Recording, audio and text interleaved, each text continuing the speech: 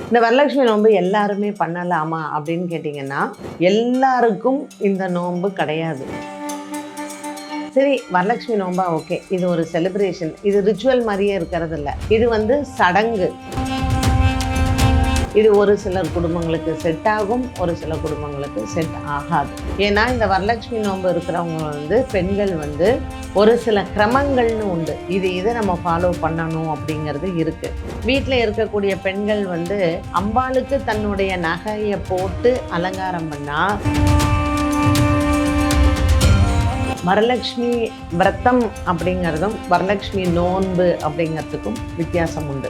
4 விதமான இந்த நோன்பு சுமங்கலி பெண்கள் பண்ணுறதுக்கான காரணம் என்னன்னா,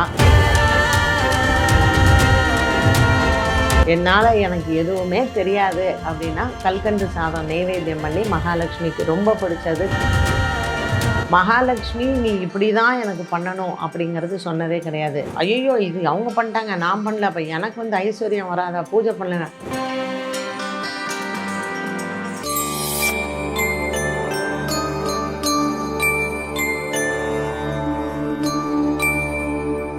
டெம்பிள் எக்ஸ்பிரஸ் நேயர்களுக்கு வணக்கம். இந்த பதிவில் நம்ம பார்க்க போகிறது ஆடி மாதத்தை தொடர்ந்து நமக்கு அடுத்தது வர்றது அப்படிங்கிறது வரலட்சுமி விரதம் தான். ஸோ வரலட்சுமி விரதம் எப்போ வரும் அப்படின்னு கேட்டிங்கன்னா, ஆவணி மாதத்தில் வரக்கூடிய பௌர்ணமிக்கு முந்தின வெள்ளிக்கிழமை. ஸோ நமக்கு ஆகஸ்ட் மாதம் 21ஆம் தேதி வெள்ளிக்கிழமை அன்னைக்கு நமக்கு வரலட்சுமி நோன்பு கொண்டாட போகிறோம். இந்த வரலட்சுமி நோன்பு எல்லாருமே பண்ணலாமா அப்படின்னு கேட்டிங்கன்னா, எல்லாருக்கும் இந்த நோன்பு கிடையாது. ஏன்னா நீங்கள் பார்த்தீங்கன்னா, பெண் தெய்வங்களை கொண்டாடக்கூடியது ஒவ்வொரு பருவங்களில் ஒவ்வொரு குலத்தவர்கள் செஞ்சிட்டு இருந்தாங்க. இப்போ சித்திரை மாதத்துலேருந்து ஆடி மாதத்துக்குள்ளே பார்த்திங்கன்னா, நமக்கு ஒரு பெண் தெய்வ வழிபாடு அப்படிங்கும்போது இந்த சித்திரை மாதத்துலேருந்து ஆடி மாதத்துக்குள்ளே வசந்த பஞ்சமி அப்படின்னு ஒன்று வரும், ஆஷாட நவராத்திரின்னு வரும். இது எல்லாருமே அதை செய்வாங்கன்னா எல்லாருமே பண்ணுறது கிடையாது. இப்போ இந்த வரலட்சுமி நோன்பு அப்படிங்கிறவங்க பொதுவாக ஆந்திராவில் இருந்து வரக்கூடிய அந்த தெலுங்கு மக்களும் கர்நாடக மாநிலத்தில் இருக்கக்கூடியவர்களும் தான் வரலட்சுமி நோன்பை அதிகமாக கொண்டாடினார்கள். அதுக்கப்புறம் அவங்கவுங்க எடுத்து செஞ்சதில் வந்தது தான். இதுலேயே ஒரு மாமியார் வீட்டில் வழக்கம் இருந்தால் தான் கல்யாணம் ஆகி போனால் அந்த மருமக அவங்க அம்மா வீட்டில் இருந்து அந்த வரலட்சுமி முகத்தை சீராக கொடுப்பது உண்டு. அம்மா வீட்டில் இருந்து அந்த பெண்கள் எடுத்துகிட்டு வருவாங்க. பட் இன்றைக்கி எப்படி இருக்குது நம்மளுடைய ட்ரெண்டு அப்படின்னா, சரி வரலட்சுமி நோன்பா ஓகே, இது ஒரு செலிப்ரேஷன், இது ரிச்சுவல் மாதிரியே இருக்கிறது இல்லை, இது சடங்கு.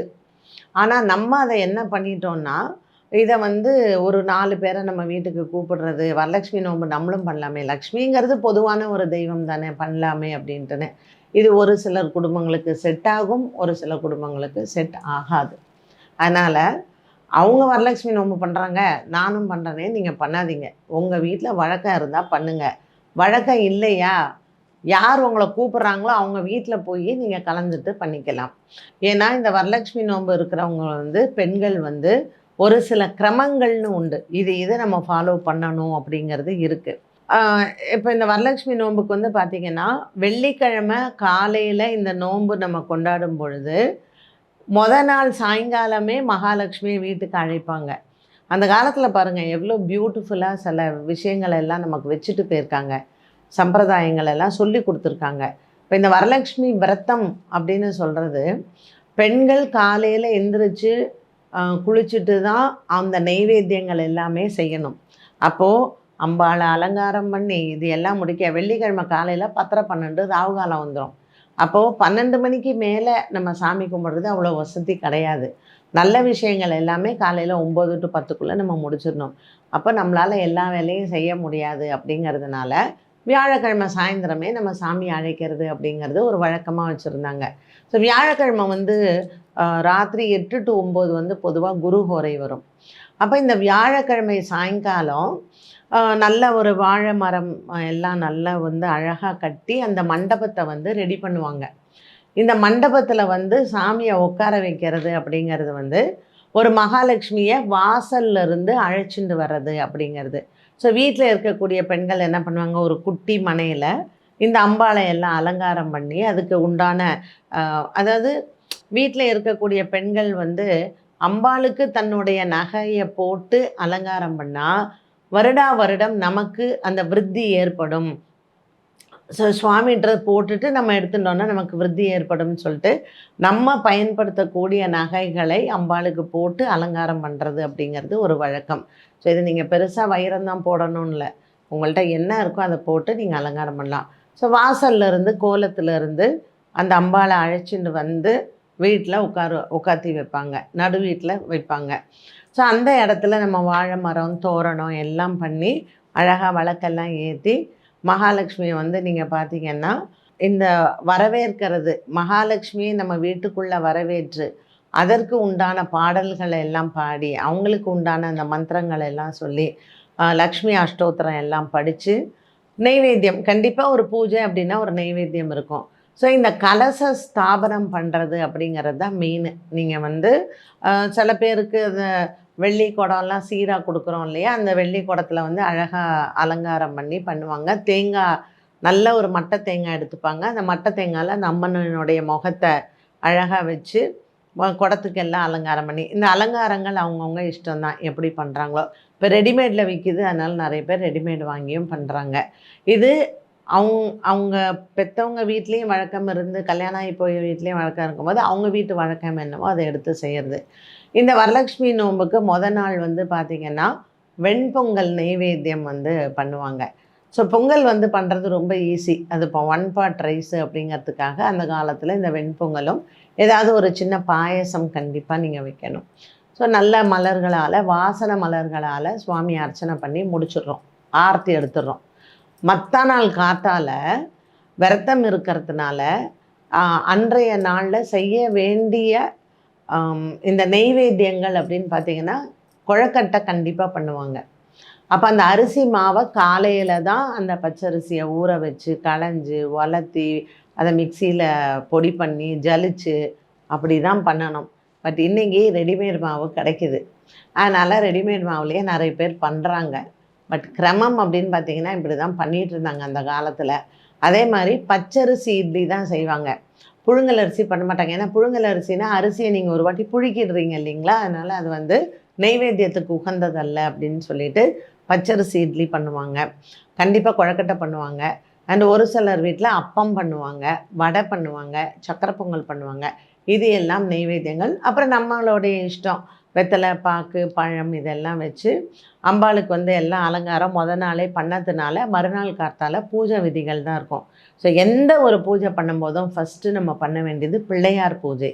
அதனால் பிள்ளையாரை வந்து மஞ்சளில் பிடிச்சி வச்சு பிள்ளையாருக்கு ஃபஸ்ட்டு பூஜை பண்ணி பிள்ளையாருக்கு வந்து பழமெல்லாம் நெய்வேத்தியம் பண்ணி அவரை யதாஸ்தானம் பண்ணிவிட்டு அப்புறமா வர மகாலட்சுமிக்கு அஷ்டோத்திரங்கள் படிக்கிறது, லக்ஷ்மிக்கு உண்டான பாடல்கள் படிக்கிறது, ஒரு சிலர் கனகதாரா ஸ்லோகம் படிப்பாங்க. ஸோ எல்லா பாடல்களும் எல்லாம் பாடி அம்பாளுக்கு நெய்வேத்தியங்கள் எல்லாம் பண்ணி வரலக்ஷ்மி விரதம் அப்படிங்கிறதும் வரலக்ஷ்மி நோன்பு அப்படிங்கிறதுக்கும் வித்தியாசம் உண்டு. விரதம் அப்படிங்கிறது கயிறு கட்ட மாட்டாங்க, ஆனால் நோன்பு இருக்கிறவங்க, இந்த வரலக்ஷ்மி நோன்புன்னு எடுக்கிறவங்க அந்த கலசத்துலேயே அந்த நோன்பு கயிறை போட்டுருவாங்க.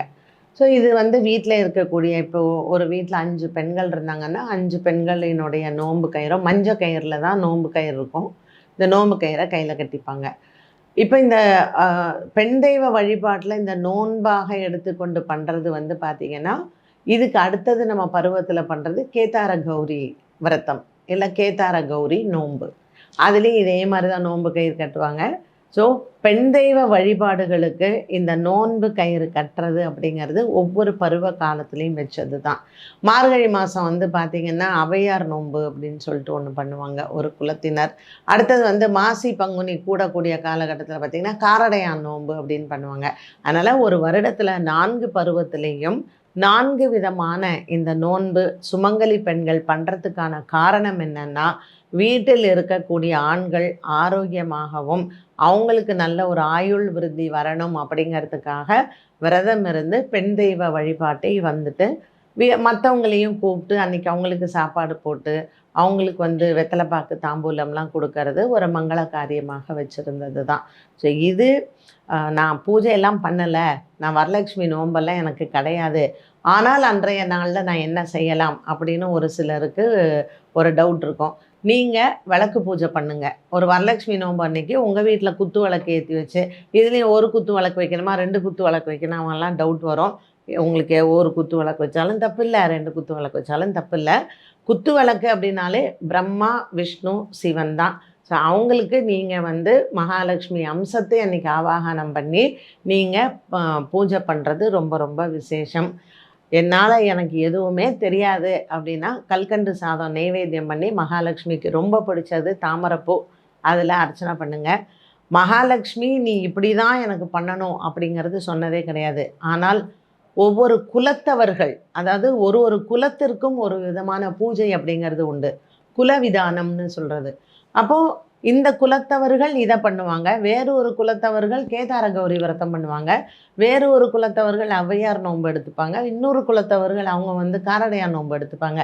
ஸோ இது அந்தந்த குலத்தில் ஒரு பெண் தெய்வ வழிபாடு வந்தது தான் இந்த வரலட்சுமி விரதம் எல்லாமே தவிர, ஐயோ இது அவங்க பண்ணிட்டாங்க நான் பண்ணல, அப்போ எனக்கு வந்து ஐஸ்வர்யம் வராதா பூஜை பண்ணல, கிடையவே கிடையாது. வெள்ளிக்கிழமைனாலே மகாலட்சுமிக்கு உகந்த நாள் தான். ஸோ ஒரு கோவிலில் போய் நீங்கள் உங்கள் பேரில் அர்ச்சனை பண்ணிக்கிட்டீங்கன்னா கூட கண்டிப்பாக அன்றைக்கான நாளுக்கான பலன் உங்களுக்கு வந்தே சேரும். நம்பிக்கை அப்படிங்கிறது தான் நமக்கு. ஸோ நீங்கள் வந்து ஒரு கடையிலேருந்து வாங்கிட்டு வர பொம்மைக்கு உயிர் கொடுத்து நம்ம அதை தெய்வமாக நம்ம அதை வழிபாடு செய்கிறோம். அதனால் எந்த ஒரு விஷயத்தையும் நம்பிக்கையோடு செய்யும் பொழுது நமக்கு அதனுடைய பலன் நிச்சயமாக வந்து சேரும். எல்லாருக்கும் வரலட்சுமி நோம்பினுடைய வாழ்த்துக்கள். மகாலட்சுமி உங்கள் வீட்டுக்கு வந்து எல்லாருக்கும் ஐஸ்வர்யத்தை பொழியட்டும். நன்றி, வணக்கம்.